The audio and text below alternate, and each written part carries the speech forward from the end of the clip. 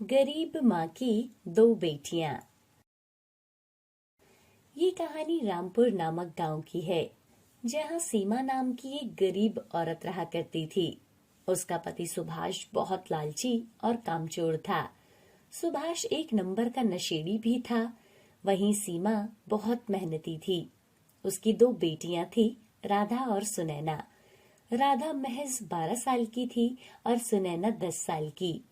सुभाष एक फैक्ट्री में मजदूर था, लेकिन अब उसे वहां से निकाल दिया गया था क्योंकि उसने मैनेजर के 30,000 रुपए चुरा लिए थे। लेकिन ये सब करता देख उसे कैमरे में पाया गया।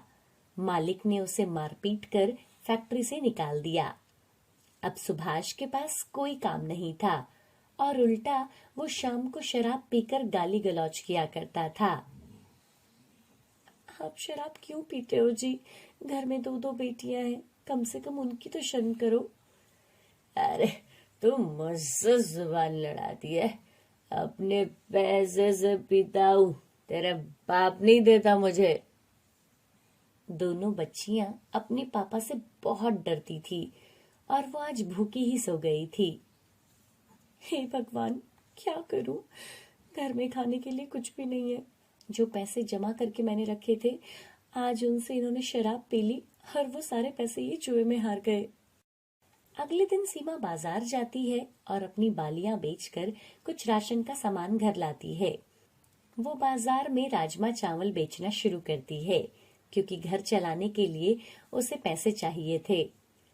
सीमा को राजमा चावल बेचते हुए अभी 2 ही दिन हुए थे और सुभाष को सीमा का राजमा चावल बेचना बिल्कुल पसंद नहीं था। एक रात को सुभाष शराब पीकर आता है और जोर जोर से सीमा को गालियां दे रहा था। माँ, मुझे बहुत डर लग रहा है। पिताजी ऐसा क्यों कर रहे हैं? और सुनैना तो रोने लगती है। कुछ नहीं होगा बेटा, तुम रोना बंद करो, मैं हूं ना तुम्हारे साथ। सीमा जल्दी से दरवाजा बंद कर देती है।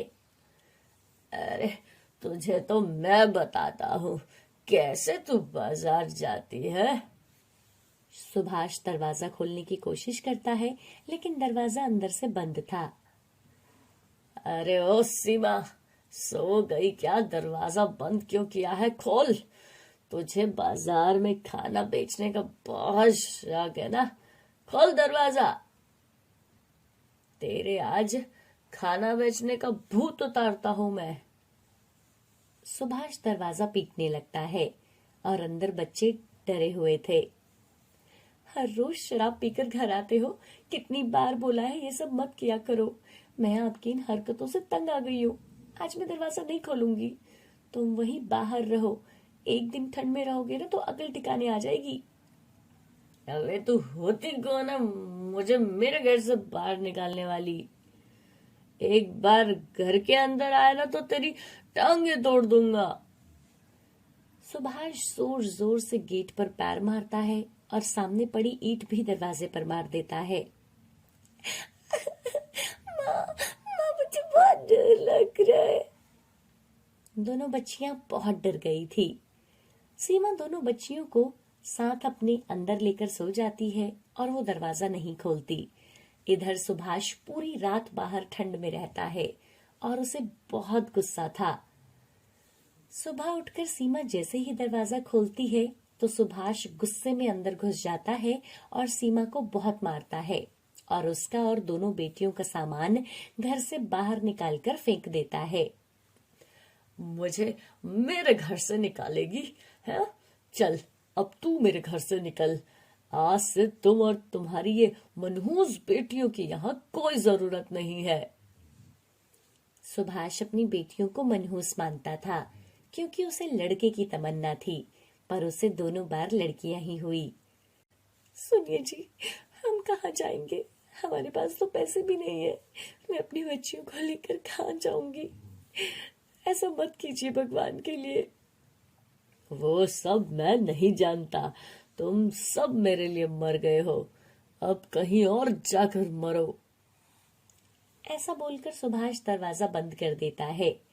सीमा सुभाष के सामने हाथ जोड़ती है, लेकिन उसे कोई फर्क नहीं पड़ता। माँ, अब हम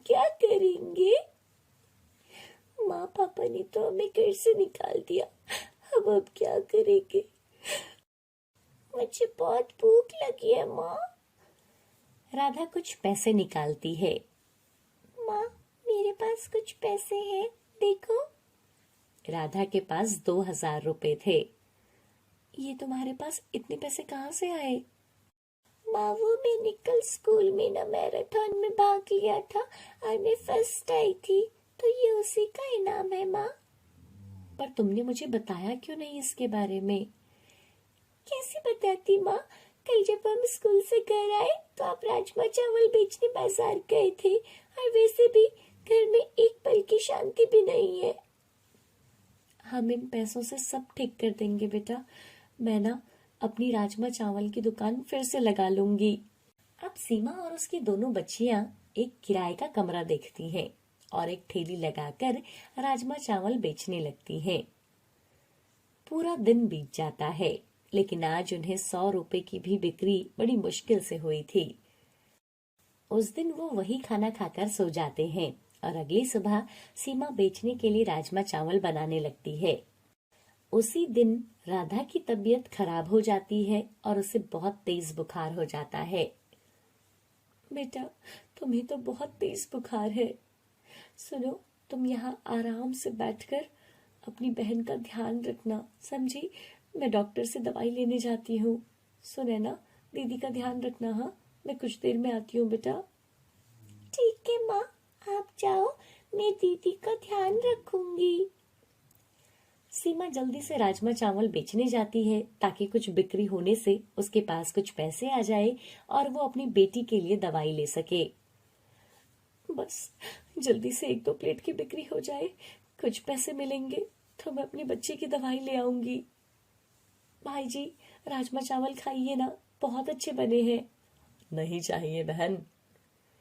इधर सुबह से दोपहर हो जाती है, उससे कोई भी राजमा चावल नहीं लेता। दूसरी तरफ राधा बुखार से तड़प रही थी। माँ, अब तक नहीं आई। दीदी, आप ठीक हो ना? राधा कुछ बोल भी नहीं पा रही थी, जिसे देख सुनैना बहुत डर जाती है। इधर सीमा की भी अभी तक कोई बिक्री नहीं हुई थी। ये देखकर सीमा का मन बहुत उदास हो जाता है। इतनी देर में सुनैना भागते भागते सीमा के पास पहुंच जाती है। अरे, तुम यहाँ क्या कर रही हो? मैंने बोला था ना राधा दीदी के पास रहने के लिए, फिर तुम क्यों यहाँ आई हो? माँ, वो दीदी की तबीयत बहुत खराब हो गई है, वो कुछ नहीं बोल रही माँ। हे भगवान, मेरी बच्ची को कुछ मत होने देना। सुनो, तुम यहीं रुको, अपनी दुकान संभालो, ठीक है? इसे छोड़कर कहीं मत जाना।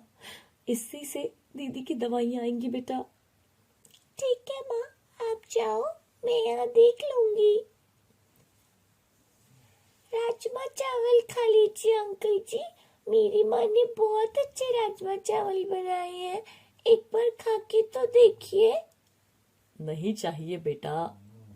बहुत देर हो जाती है, कोई राजमा चावल नहीं खाता। ये देखकर सुनैना का मन बहुत उदास हो जाता है। इधर सीमा राधा को डॉक्टर के पास ले जाती है। डॉक्टर उसे भर्ती कर लेते हैं और उसकी दवाइयां लाने के लिए बोलते हैं और अपनी फीस के लिए भी। जी डॉक्टर साहब, मैं अभी दवाइयां लेकर आती हूँ। सीमा को कुछ समझ नहीं आ रहा था कि वो ये सब कैसे करेगी। हे भगवान, मैं पैसों की व्यवस्था कहाँ से करूं? मेरे पास तो कोई साधन भी नहीं है कि मैं पैसों की व्यवस्था कर सकूं। सीमा अस्पताल में भगवान की मूर्ति के सामने खड़ी हो जाती है। हे मेरे भगवान, अब मैं क्या करूं? आप ही कोई रास्ता दिखाओ मुझे। दूसरी तरफ सुनैना उदास होकर बैठी हुई थी और रोने लगती है। तभी वहां एक औरत आती है और वो सुनैना को रोता हुआ देखती है। बेटा, तुम क्यों रो रही हो? मेरी दीदी की तबीयत बहुत खराब है और उनका इलाज करवाने के लिए हमारे पास पैसे भी नहीं है। अगर पैसे नहीं मिले तो हमारी दीदी हमें छोड़कर भगवान के पास चली जाएगी। हम बहुत गरीब हैं आंटी। अरे बेटा, ऐसा नहीं कहते, तुम तो बहुत अमीर हो, इतनी छोटी उम्र में इतनी समझदार हो। अच्छा, हमें बहुत भूख लगी है, क्या तुम हमें राजमा चावल खिलाओगी? सुनैना जल्दी से अपने आंसू पोंछती है। हाँ आंटी जी, मैं आपको अभी राजमा चावल देती हूँ। और वो औरत अपने दोस्तों के साथ बाजार आई हुई थी। तभी वो अपनी सारी दोस्तों को वहां बुला लेती है। इतने में सीमा भी वहां आ जाती है। माँ, देखो ना, ये आंटी हमारे राजमा चावल खाना चाहती है। सीमा उन औरतों को देखकर बहुत खुश होती है और वो जल्दी से सबको राजमा चावल डालती है और उन्हें खाने के लिए देती है। सब राजमा चावल खा रहे थे। कितनी टेस्टी राजमा चावल बनाए हैं आपने। हाँ हाँ, बहुत टेस्टी है। कंचन जी, आप भी इसकी रेसिपी ले लो, हमें घर पर राजमा चावल बनाकर खिलाया करना। तभी सब लोग हंसने लगते हैं। आपने तो कमाल कर दिया, मैंने आज तक ऐसे राजमा चावल कभी नहीं खाए। धन्यवाद जी। 5 प्लेट के कितने पैसे हुए? जी, 1 प्लेट के 50 रुपए हैं, आपके 250 रुपए हो गए हैं। वो औरत उसे 5,000 रुपए निकाल कर देती है। ये क्या मैडम जी, ये तो बहुत ज्यादा पैसे हैं। नहीं नहीं, कुछ ज्यादा नहीं है, बल्कि आपकी मेहनत के हिसाब से तो ये कुछ भी नहीं है। देखिए, मैं आपसे ये पैसे नहीं ले सकती हूँ। लेने तो आपको पड़ेंगे ही और हमारे साथ भी चलना पड़ेगा। जी, मैं कुछ समझी नहीं। मेरा नाम पूजा है और मैं एक एनजीओ चलाती हूँ। मुझे सुनैना ने सब कुछ बताया। आप इस समय बहुत परेशानी में हो। हम आप जैसे लोगों की मदद करते हैं। हमारे एनजीओ में आपको अपनी बेटी के इलाज और पढ़ाई की कोई चिंता नहीं करनी पड़ेगी और आप हमारे साथ भी रह सकती हो। हम आपके इस काम में आपकी मदद करेंगे और आप तो इतने अच्छे राजमा चावल भी बनाती हो। उस औरत की बातें सुनकर सीमा की आंखों में आंसू आ जाते हैं। उस औरत की बातें सुनकर सीमा की आंखों में आंसू आ जाते हैं। मैडम जी, आपको नहीं पता आप हमारे लिए क्या बनकर आई है। आप किसी भगवान या फरिश्ते से कम नहीं है मेरे लिए। थैंक्स आंटी जी। वेलकम बेटा। उसके बाद वो औरत सीमा के साथ अस्पताल जाती है और उसकी बेटी का इलाज करवाती है और अब राधा बिल्कुल ठीक हो जाती है। फिर पूजा सबको अपने एनजीओ में लेकर आती है, जहाँ और भी औरतें थी जो अपने काम में लगी हुई थी। अब सीमा और उसकी बेटियां भी वहां रहने लगती हैं। राधा और सुनैना अच्छे स्कूल में पढ़ने जाते हैं और सीमा भी राजमा चावल बनाकर बेचती है। सीमा के बनाए राजमा चावल लोगों को बहुत पसंद आते हैं और लोग उसे खाने के लिए दूर दूर से आते थे। इधर सुभाष सीमा के पास आता है और अपने किए के लिए माफी मांगता है, लेकिन सीमा सुभाष से कोई बात नहीं करती क्योंकि वो अपनी जिंदगी में अब बहुत आगे बढ़ गई थी और उसे और उसकी बेटियों को सुभाष की अब कोई जरूरत नहीं थी। सूरज भैया, मुझे अपने लिए नया सूट लेना है, मुझे 500 रुपए दीजिए। सूरज, रहने दे, इसका तो हर रोज का यही है। अच्छा, आपको भी ना 500 रुपए देने हैं मुझे, समझे? मैं तुम दोनों की गर्लफ्रेंड के बारे में वरना मम्मी को बता दूंगी। अरे धीरे बोल पागल, माँ सुन लेगी। ये पकड़ पैसे और अब अपना मुंह बंद रखना। ठीक है। उसके बाद दोनों भाई काम पर चले जाते हैं। ये है कुंती का परिवार। कुंती के 3 बच्चे थे, जिनमें से 2 लड़के अजय और सूरज और एक लड़की रूपा थी। बिन बाप के बच्चों को कुंती ने खूब प्यार से पाला था। उन्हें कोई तकलीफ नहीं होने दी। माँ और बाप दोनों की जिम्मेदारियां उसने बखूबी निभाई। समय बीता और तीनों बच्चे जवान हो गए। अजय और सूरज अच्छी कंपनी में नौकरी पर लग गए, जहां उन दोनों को अपने मालिक की अमीर घर की 2 बहनों सुजाता और रिया से प्यार हो गया। कुंती को भी दोनों लड़कियां पसंद आ गई। फिर सबकी रजामंदी से शादी की तारीख पक्की हो गई। माँ, मैं तो अपने भाइयों की शादी में ना लहंगा पहनूंगी। हाँ, तू तो ऐसे तैयारी कर रही है जैसे हमारी नहीं बल्कि तेरी शादी हो। और क्या भला, आखिर क्या जरूरत है बेकार का खर्चा करने की। माँ, ये तो तुम्हारी ही साड़ियों से कोई पहन लेगी। अरे, आखिर तुम दोनों भाइयों की इकलौती बहन है, इतना तो हक बनता है इसका। फिर कुंती ने अपने पैसों से रूपा के लिए लहंगा बनवा दिया। ऐसे ही शादी वाला दिन भी आ गया और कुंती की दोनों बहुएं ब्याह करके घर में आ गई। कुछ दिन ऐसे ही बीत गए। एक रोज, बस अब जल्दी से अपनी बेटी के हाथ भी पीले कर दूं तो मैं अपने सारे फर्जों से मुक्त हो जाऊंगी। वैसे भी मैं अस्थमा की मरीज हूँ, न जाने कब क्या हो जाए। क्या माँ, आप भी ना? तभी कुंती की दोनों बहुएं वहां आती हैं। अगर दोनों माँ बेटी की खुसर फुसर खत्म हो गई हो तो घर के कुछ काम कर लें, और नहीं तो क्या, हम दोनों सारा दिन किचन में रहकर खाना बनाएंगी क्या? ना बाबा ना, हमसे ये नहीं होगा। चल रूपा, रसोई में बर्तन रखे, उन्हें धो दे, फिर खाना बना ले जाकर। इस तरह दोनों अमीर घर से आई बहुएं सास और ननंद से घर के काम करवाने लगी। दोनों बड़े घर से आई थी, लेकिन फिर भी उनके मन में बहुत लालच था। सुनिए जी, माँ जी ना रिया को कुछ ज्यादा ही प्यार करती हैं। अब कल की बात ले लो, माँ जी ने अपनी सोने की अंगूठी रूपा को दे दी। हाँ, मुझे तो डर है कहीं वो एक दिन ना ये घर भी उनके नाम ना कर दे। और क्या, वैसे भी किसी के मन में कपट आते देर कहाँ लगती है। दोनों बीवियों ने अपने पति के मन में बीज बो दिया। फिर क्या था, अगले ही दिन अजय और सूरज वसीयतनामा लेकर अपनी माँ के पास पहुंच गए। माँ, इन पेपर्स पर साइन कर दो।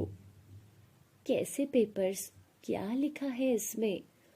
इसमें यही लिखा है कि आपको कुछ हो गया तो आपकी सारी प्रॉपर्टी हम दोनों में बंट जाएगी। अपने जीते जी तो मैं ऐसा हरगिज नहीं करूंगी। माँ, आप मेरी चिंता क्यों कर रही हो? वैसे भी तो अभी मैं पढ़ ही रही हूँ। आप ना ये घर बेझिझक होकर साइन कर दो। अपनी बेटी की बात मानकर कुंती ने वैसा ही किया, लेकिन अब तो जैसे सुजाता और रिया का सपना पूरा हो गया था। एक रोज दोनों भाई ऑफिस के काम से शहर गए हुए थे और रूपा की दोनों भाभियां किट्टी पार्टी में गई थी। तभी अचानक कुंती की तबीयत खराब हो जाती है। दोनों भाभियां फोन नहीं उठा रही है। हे भगवान, अब क्या करूं? माँ, तुम चिंता मत करो, मैं तुम्हें अभी अस्पताल लेकर जाती हूँ। रूपा ऑटो में अपनी माँ को अस्पताल लेकर जाती है और अपनी भाभी के पर्स से कुछ पैसे ले लेती है। अगली सुबह रूपा घर में खाना लेने आती है। अरे, मेरे पर्स से पैसे तुमने निकाले हैं क्या? हाँ भाभी, वो माँ की तबीयत बहुत खराब हो गई थी तो मैंने आपको बहुत फोन किए पर आपने फोन नहीं उठाया, इसलिए मैंने पैसे ले लिए। तुम्हारी हिम्मत कैसे हुई मेरे पर्स को हाथ लगाने की? सुजाता रूपा को खींचकर चाटा लगा देती है। भाभी। रूपा रोते हुए अपने कमरे में चली जाती है और अपने भाई को फोन करती है, लेकिन उसका भाई भी फोन नहीं उठाता। रूपा अपने कमरे में जाती है और उसकी माँ की दी हुई अंगूठी लेकर वो सुनार को बेच देती है और कुछ पैसे लेकर वो अस्पताल पहुंचती है और अपनी माँ की दवाइयाँ लेती है और 2 दिन के बाद वो अपनी माँ को घर ले आती है। अपनी भाभियों के व्यवहार से रूपा को बहुत गहरी चोट लगी थी, लेकिन अभी भी वो उसके बारे में कुछ नहीं कहती। अब रूपा अपनी माँ का अकेले ही ध्यान रखती थी। एक दिन, तुम दोनों अपना सामान बांध लो, हम ये घर छोड़कर दूसरे घर में जा रहे हैं। क्या? नहीं भाभी, हम इस घर को छोड़कर कहीं नहीं जाएंगे। इस घर में हमारी बहुत सारी यादें जुड़ी हैं और माँ भी इस घर को छोड़कर कहीं नहीं जाएगी। हाँ, लेकिन तुम दोनों को हमारे साथ ये घर छोड़कर जाना ही होगा क्योंकि हमने ये घर बेच दिया है। क्या? आप ऐसा कैसे कर सकती हो भाभी? माँ जी अपने रहते इस घर को नहीं बेचने देंगी। इसके अलावा तुम्हारे पास कोई ऑप्शन नहीं है क्योंकि माँ ने ये घर अपने दोनों बेटों के नाम कर दिया था। दरअसल उस रोज रूपा के भाइयों ने वो वसीयत अपने नाम करवा ली थी, रूपा के नाम नहीं। भाभी, आप माँ को ऐसा कुछ मत बताना, नहीं तो वो ये सब नहीं झेल पाएगी। मैं माँ से खुद बात करती हूँ। लेकिन कुंती उनकी सारी बातें सुन लेती है। माँ, अजय भाई और सूरज भाई ने घर खरीदा है, हम वहां जा रहे हैं। ठीक है बेटा, जा सामान बांध ले। माँ, आप ठीक हो ना? हाँ बेटा, मैं ठीक हूँ। रूपा मजबूर थी, पर वो कुछ नहीं कर पाई और मजबूर होकर वो अपनी माँ को लेकर अपनी भाभीियों के साथ चली गई। रूपा हमेशा अपनी माँ का ध्यान रखती थी और उसके भाई सुबह से लेकर देर रात तक ऑफिस में रहते थे। एक दिन रूपा अपनी माँ के पैर दबा रही थी। तुम्हारी ये सेवा हो गई हो तो जरा इधर आओ। और माँ जी, अब आप भी ना अपना ये ड्रामा बंद करो और घर के अंदर जाके काम करो। आखिर कब तक मुफ्त की रोटियां तोड़ोगी? हाँ हाँ, अब उठो और रसोई में पड़े बर्तन मांज लो। उसके बाद कपड़े भी धो लेना। माँ, आप आराम करो, मैं सब कुछ कर लूंगी। तुम पहले रसोई में जाकर नाश्ता बना लो, बाकी काम माँ कर देगी। रूपा कुछ नहीं बोलती। उसे डर था कि कहीं उसकी भाभियां उन दोनों को घर से निकाल ना दे। ऐसे में वो अपनी माँ को लेकर कहाँ जाएगी। अब रूपा और कुंती सारा दिन घर का काम करते थे। रूपा बेटा, तू जाकर अब पढ़ाई कर ले, मैं ये बर्तन सब कुछ कर लूंगी। रूपा रात रात भर पढ़ने बैठती। एक दिन घर में अजय और सूरज की बिजनेस पार्टी थी। उसमें क्लाइंट्स के साथ उनकी वाइफ भी आई थी। सारी तैयारियां रूपा और उसकी माँ अकेले ही कर रही थी। तभी पार्टी में एक औरत सुजाता से कुंती और रूपा के बारे में पूछती है। ये दोनों कौन है सुजाता? अरे ये हमारी नौकरानियां हैं। ये सुनकर रूपा को बहुत बुरा लगा और वो बिना किसी से कुछ कहे अपनी माँ को लेकर वो घर छोड़कर चली जाती है। अगली सुबह वो दोनों अपने पतियों को बताती है कि रूपा किसी लड़के के साथ भाग गई है और माँ को भी वो अपने साथ ले गई है। ये रूपा को माँ ने कुछ ज्यादा ही सर पर चढ़ा लिया था। हाँ हाँ भैया, देखो तो आज उसकी गलती में फिर से माँ ने उसका साथ दिया है और देखो उसी के साथ चली गई। इधर माँ बेटी एक छोटे से किराए के घर में रहने लगी, जहाँ वो ट्यूशन पढ़ाकर अपना और अपनी माँ का खर्चा निकाल रही थी और साथ ही अपनी पढ़ाई भी करती है। समय बीतता रहा और एक दिन उसकी मेहनत रंग लाई। उसने एसएससी की परीक्षा पास कर ली और फिर क्या था, रूपा इनकम टैक्स ऑफिसर बन गई। ऐसे ही समय बीता और एक रोज, हाय राम, हम तो लुट गए, बर्बाद हो गए। अरे क्या हुआ, ऐसे क्यों चिल्ला रही हो? अरे हमारे हस्बैंड के दफ्तर में पुलिस वालों की रेड पड़ी है, सब कुछ खत्म हो गया रिया। ऑफिस सील हो गया और गार्ड कह रहा था कि अब वो टीम हमारे घर पे आ रही है। हमें क्या पता था ये दोनों भाई गैर कानूनी काम करते हैं। क्या पता अब हम कहाँ जाएंगे, हम तो फुटपाथ पर आ जाएंगे। न जाने किसके श्राप का फल है ये, जो हमें ये दिन देखने को मिल रहे हैं। और तभी वहां पुलिस आ गई और उन्होंने उनके घर को भी सील कर दिया। अब वो दोनों सड़क पर आ गई। उधर रूपा सरकारी आवास में रहती थी। उसने जब अपने भाइयों के बारे में अखबार में पढ़ा तो वो खुद को उनसे मिलने से रोक नहीं पाई और वो अपनी कार से जा ही रही थी कि तभी उसने अपनी दोनों भाभियों को फुटपाथ पर बैठे हुए देखा। भाभी, आप दोनों यहाँ, ये सब कैसे हो गया? मैंने अभी अभी अखबार में देखा तो मैंने सोचा मैं आप लोगों से मिलने आऊं। अरे ये सब हमारे कर्मों का फल है रूपा। हमने जो तुम्हारे और माँ जी के साथ किया उसकी सजा हमें मिल गई है। हमें माफ कर दो। माँ जी कहाँ है? हमें उनसे माफी मांगनी है। आप दोनों घबराओ मत, आप मेरी गाड़ी में बैठो और मेरे साथ घर चलो। तुम्हारी गाड़ी? तुम्हारा घर? हाँ, अब मैं इनकम टैक्स ऑफिसर बन गई हूँ और माँ जी मेरे साथ ही है। अपने दोनों भाइयों को छुड़वाने के लिए मैं कुछ करती हूँ। रिया और सुजाता ने रूपा को गले से लगा लिया।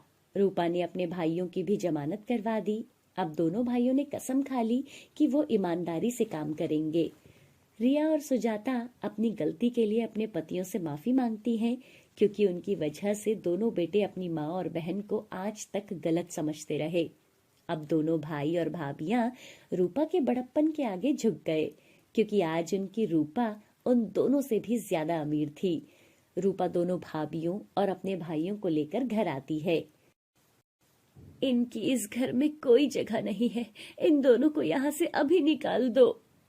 माँ, भाई आपसे कुछ कहना चाहते हैं। नहीं बेटा, जो इन्होंने हमारे साथ और तुम्हारे साथ किया है वो मैं कभी नहीं भूल सकती। अब मैं इनकी कभी भी शक्ल तक देखना नहीं चाहती। फिर अजय और सूरज अपनी माँ से माफी मांगते हैं। सुजाता और रिया भी अपने किए पर बहुत शर्मिंदा थी। कुंती सबको माफ कर देती है और एक बार फिर खुशी खुशी वो सब लोग मिलकर रहने लगते हैं।